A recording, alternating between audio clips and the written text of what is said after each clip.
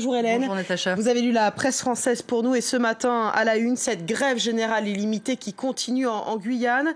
Un département d'outre-mer qui cumule les fragilités, c'est ce que nous dit La Croix ce matin. Le journal parle d'un mouvement provoqué par plusieurs années d'impéritie sur fond d'explosion démographique et d'arrivée massive de clandestins venus notamment du Brésil et d'Haïti. Les infrastructures de l'État n'ont pas suivi, commente le sociologue Laurent Mukieli, qui évoque le désastre des 3,50%. La moitié de la population guyanaise a moins de 25 ans. Plus de la moitié des jeunes sort de l'école sans diplôme. Et la moitié d'entre eux est au chômage.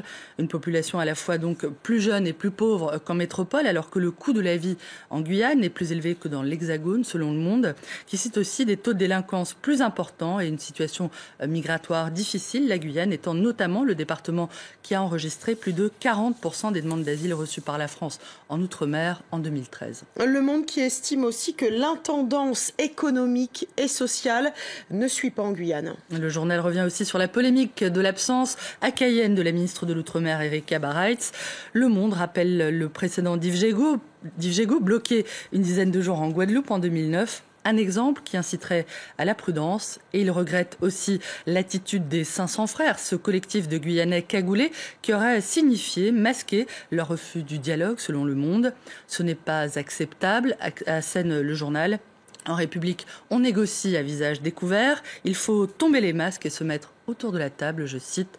De toute façon, il faut du dialogue, sinon le blocage va durer, prévient l'ancienne garde des Sceaux, Christiane Taubira, dans Le Parisien. Originaire du département, l'ex-ministre de la Justice dit envisager la possibilité que la mobilisation guyanaise s'étende aux autres départements d'outre-mer, à l'image du mouvement social de 2009 qui s'était emparé des Antilles. À la une également, ce matin, la convocation prévue aujourd'hui de Pénélope Fillon par les juges. Les magistrats enquêtent sur les soupçons d'emploi fictif de l'épouse de François Fillon, une femme énigmatique, d'après Le Parisien, qui annonce que Pénélope Fillon risque une mise en examen pour escroquerie aggravée. Le journal publie ce matin un extrait de son contrat d'assistante parlementaire, saisi lors d'une perquisition, où il est mentionné que l'épouse du candidat travaillait aussi 20 heures par mois pour la revue des Deux Mondes, alors qu'un autre document remis à l'Assemblée nationale mentionnerait, lui, une durée de 14 heures mensuelles, ce qui de toute façon ne correspond en aucun cas à un travail à plein temps. La collaboration de Pénélope Fillon, on s'en souvient avec la revue des Deux Mondes, avait été rémunérée 5 000 € bruts par mois. François Fillon continue, lui, de dire qu'il est victime d'une machination judiciaire orchestrée par l'Élysée. Une stratégie jusqu'au boutiste, selon Le Parisien, qui cite ce commentaire d'un député de droite. La défense de Fillon, c'est un peu comme si un cambrioleur se plaignait parce que les caméras de surveillance fonctionnaient le jour où il a commis son casse, je cite.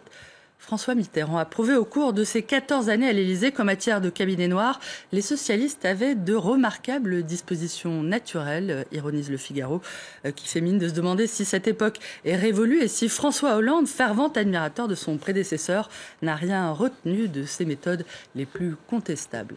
Et à gauche, il est toujours beaucoup question de cette rivalité entre Benoît Hamon et Manuel Valls. Leur concurrence menacerait le Parti socialiste d'explosion, selon Le Figaro, qui rappelle la façon dont l'ex-premier ministre a torpillé la candidature de son camarade Benoît Hamon, tout en laissant planer le doute sur un éventuel ralliement à Emmanuel Macron. Un soutien dont le candidat d'En Marche ne voudrait pas, d'après le journal.